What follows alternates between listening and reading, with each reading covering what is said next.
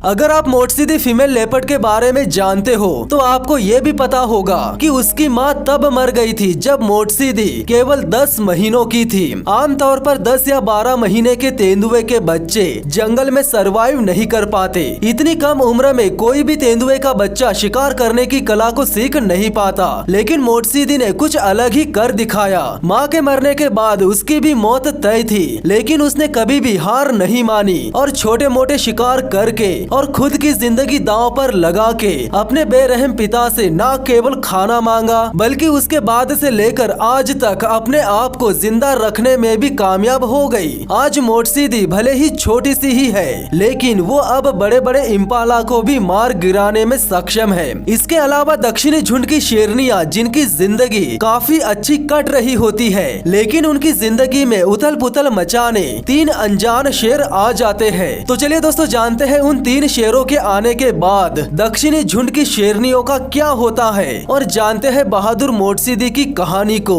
दोस्तों ये savage kingdom के सीजन 3 का पहला एपिसोड है और मेरे चैनल पर सैवेज किंगडम के सीजन 1 के 6 एपिसोड्स और सीजन 2 के 6 एपिसोड्स ऑलरेडी अपलोड हो चुके हैं, जिनकी लिंक मैंने डिस्क्रिप्शन में दे रखी है। आप इस वीडियो को पूरा देखने के बाद बाकी के एपिसोड्स भी देख लीजिएगा और इस चैनल को सब्सक्राइब नहीं किया है तो कर लीजिए, साथ ही साथ बेल आइकन को भी दबा दीजिए। दक्षिणी शेरनियों के झुंड की रानी है सेबे, जिसका इलाका मोम्बो में ही रहता है और उनकी जिंदगी काफी अच्छी कट रही होती है कि तभी उसे अपने करीब आते खतरे का आभास हो जाता है। उत्तर की ओर से 3 नौजवान और ताकतवर भाई सेबे के झुंड के करीब आते रहते हैं और वे इस प्राइड की शेरनियों के साथ मिलन करके अपने वंश को आगे बढ़ाना चाहते हैं। इन 3 शेरों को इन बहनों की टेरिटरी में पहुँचते ही उन्हें यहाँ का नजारा काफी पसंद आता है, क्योंकि उनके सामने शिकार की भरमार रहती है, जिसके चलते वे 3 भाई उन बहनों के पास पहुंचने से पहले ही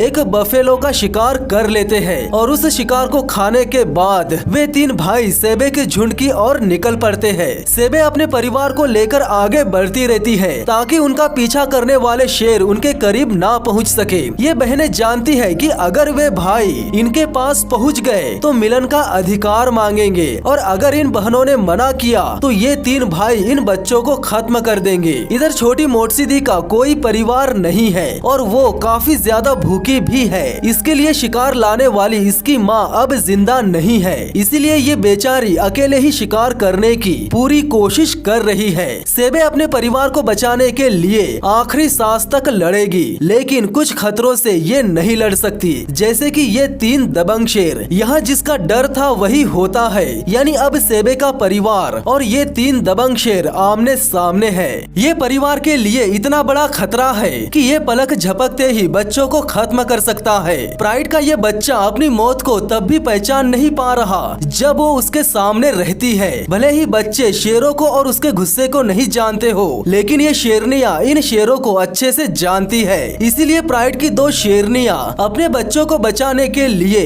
अपनी जान जोखिम में डाल देती है, क्योंकि इन शेरनियों के पास केवल 2 ही रास्ते बचते हैं, एक तो खुद को कुर्बान कर दे या फिर अपने बच्चों को मरता देखे। लेकिन यहाँ प्राइड की 2 शेरनियाँ खुद को कुर्बान करना ही सही समझती है ताकि बच्चों की जान बच सके। जिसके बाद सेबे और उसकी बहन इन 3 शेरों के साथ कई दूर निकल जाते हैं। इधर माहौलो अपने पैक को लेकर पानी की तलाश में निकल जाती है और जब उसे पानी मिल जाता है तब वो देखती है कि पानी पर पहले से ही किसी और का कब्जा रहता है और वे रहते हैं हाइनास। माहौलो पैक में वामे नाम का कुत्ता और बाकी बच्चे इन हाइनास से लड़ाई करना चाहते हैं, लेकिन माहौलो अपना दिमाग ठंडा रखती है और वो उस हाइना से लड़ाई नहीं करती, सिर्फ उसे डराकर भगा देती है। जिसके बाद इन कुत्तों को बिना नुकसान के पानी मिल जाता है। इधर मोटसी दी किसी और तेंदुए का खाना चुराने के फिराक में रहती है, लेकिन ऐसा करते वक्त अगर वो पकड़ी गई तो वो या तो बहुत ज्यादा जख्मी हो जाएगी या फिर मारी जाएगी। पर यहाँ कुछ उल्टा ही हो जाता है। वो किसी और तेंदुए के बचे कुछ शिकार को खाने के दौरान शिकार को नीचे गिरा देती है। हालांकि ये खाना उसके हाथों से गलती से नीचे गिरा था, लेकिन यहाँ इसे इस गलती की सजा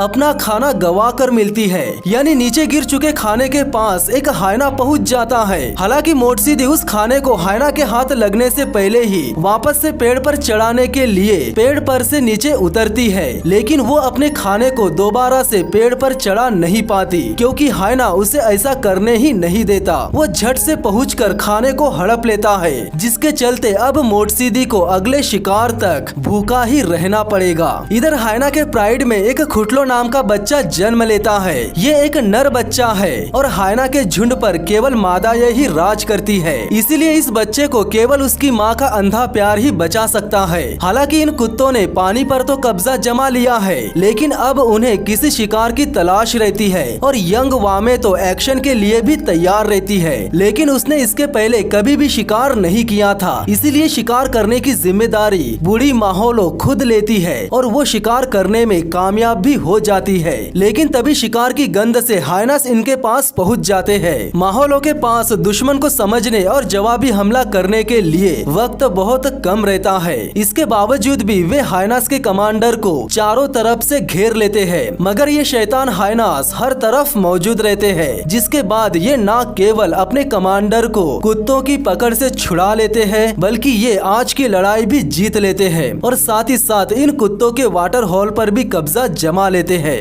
सेबे की बदौलत आखिरकार उसका परिवार सुरक्षित है, लेकिन सेबे खुद मुसीबत में है। तीनों भाई यहाँ पहुँच चुके हैं और हर एक में वारिस और साम्राज्य की बेहद लालसा है, एक ऐसी लालसा जिसे पूरा करने के लिए ही इन तीन शेरों ने सेबे और उसकी बहन को जिंदा छोड़ा है। सेबे जानती है कि वो मौत से छेड़खानी कर रही है, लेकिन सेबे को बस गारंटी चाहिए कि ये तीनों शेर सेबे और उसकी बहन के लायक है। लेकिन यहाँ सबसे बड़ी समस्या ये है कि यहाँ शेर है 3 और शेरनियां है 2, तो ऐसे में इन 3 शेरों के बीच लड़ाई तो होगी ही, और होता भी कुछ ऐसा ही है। यानी शेरनियों को हासिल करने के लिए इन 3 भाइयों में से 2 भाइयों के बीच जबरदस्त लड़ाई हो जाती है। हायना से मिली जबरदस्त हार के बाद अब माहौलो अकेली बच गई है और वही दूसरी तरफ वामे को एक मौका मिला है खुद को साबित करने का। अपनी बूढ़ी माँ को आराम करने के लिए छोड़कर वामे झुंड के साथ आगे बढ़ रही है। अगर वामे शिकार करने में कामयाब हो जाती है तो झुंड वामे को मुखिया बना देगी, लेकिन सत्ता को संभालने की वामे की पहली कोशिश नाकाम हो जाती है, यानी वो शिकार करने में कामयाब नहीं हो पाती। हालांकि माहौलो अभी बूढ़ी हो गई है, इसके बावजूद भी वो झुंड की सबसे अच्छी उम्मीद है। इधर मोटसीदी उस दुनिया को देख रही है जिसे वो पाना चाहती है। इस वक्त मोटसीदी के लिए